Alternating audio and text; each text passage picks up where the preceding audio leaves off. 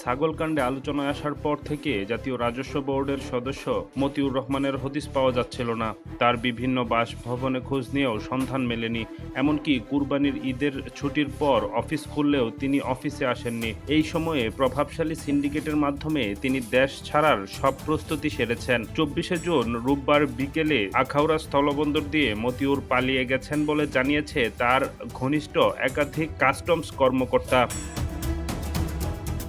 গতকাল দুর্নীতি দমন কমিশন এর দুর্নীতি ও অবৈধ সম্পদ অর্জনের অভিযোগে অনুসন্ধান শুরু করাতে 3 সদস্যের একটি টিম গঠন করা হয়। এই দিন কাস্টমস, এক্সাইজ ও ভ্যাট অ্যাপিলেট ট্রাইব্যুনালের সভাপতি পদ থেকে সরিয়ে তাকে অর্থ মন্ত্রণালয়ের অভ্যন্তরীণ সম্পদ বিভাগে সংযুক্ত করা হয়। হারিয়েছেন তিনি সোনালী ব্যাংকের পরিচালক পদও।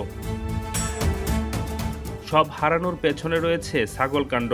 ছেলে মুশফিকুর রহমান ইফাতের 15 লাখ টাকার ছাগল কেনার ইস্যুতে তুপের মুখে পড়েন মতিউর।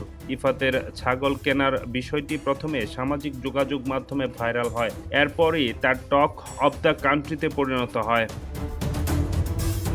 শুধু তাই নয়, বেরিয়ে আসে এই কর্মকর্তা ও তার পরিবারের অঢেল সম্পদের চিত্র। মতিউরের ঘনিষ্ঠ কাস্টমস কর্মকর্তাদের কাছ থেকে জানা গেছে, আখাউড়া স্থলবন্দর দিয়ে তিনি ভারতে পালিয়ে গেছেন। পরিকল্পনা অনুযায়ী এরপর মতিউর রহমান ভারত থেকে সরাসরি দুবাইয়ের উদ্দেশ্যে রওনা দিতে পারেন। প্রভাবশালী একটি সিন্ডিকেট তাকে দেশ ত্যাগে সহযোগিতা করেছে।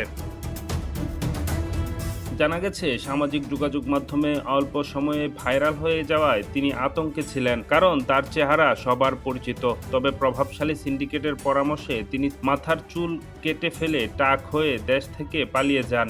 মূলত সবার কাছ থেকে চেহারা আড়াল করতে এবং কৌশলের আশ্রয় নেন তিনি। এর আগে ধানমন্ডি, কাকরাইল, গুলশান সহ মতিউরের পরিবার ও আত্মীয় স্বজনদের ঠিকানায় বিভিন্ন সূত্রের মাধ্যমে খোঁজ নিয়েও তাকে কোথাও পাওয়া যায়নি। ঈদের ছুটি শেষ হওয়ার পর তাকে অফিস করতেও দেখা যায়নি। মূলত এরপর থেকেই দেশ জুড়ে আলোচনার কেন্দ্রবিন্দুতে মতিউর এখন কোথায়। নির্ভরযোগ্য সূত্র জানা যায়, ছাগলকাণ্ডের পর ছেলেকে অস্বীকার করে এনবিআর কর্মকর্তা মতিউর বিব্রতকর পরিস্থিতিতে পড়ে গা ঢাকা দিয়েছিলেন। সামাজিকভাবে হেয় প্রতিপন্ন হয়ে নিজেকে আড়াল করে রেখেছিলেন তিনি।